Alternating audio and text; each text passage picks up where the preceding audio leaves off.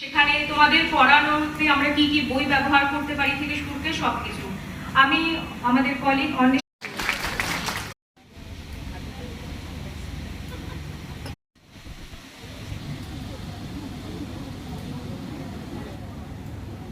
আমাদের মধ্যে উপস্থিত রয়েছেন কন্যাশ্রী বিশ্ববিদ্যালয়ের মাননীয় উপাচার্য প্রফেসর তপতী চক্রবর্তী এবং ম্যাম আমাদের প্রাক্তন ডিরেক্টরও ছিলেন এবং ম্যামের সময়ই আমাদের এই ওয়ার্কশপ সিরিজটা শুরু হয়েছিল।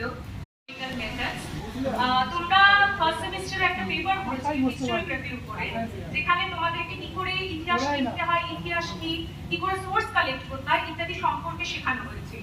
সেই থিওরিটিক্যাল যে তোমরা নলেজটা পেয়েছিলে সেটাই তোমরা অ্যাপ্লাই করার কিন্তু সুযোগ পাচ্ছ ফোর্থ সেমিস্টারে ডিসার্টেশনের মাধ্যমে। ডিসার্টেশনের মধ্যে দিয়ে তোমরা কিন্তু নিজেদের লেখনী শক্তি, চিন্তন শক্তি ইত্যাদি প্রয়োগ করার চান্স পাচ্ছ, নিজেদের একটা স্বাধীনতা পাচ্ছ করার, এবং সেটাতে তোমরা যে মার্কস ডিস্ট্রিবিউশন যা সেগুলো আমরা তোমাদের সাথে পরে আলোচনা করব। যেহেতু সমস্ত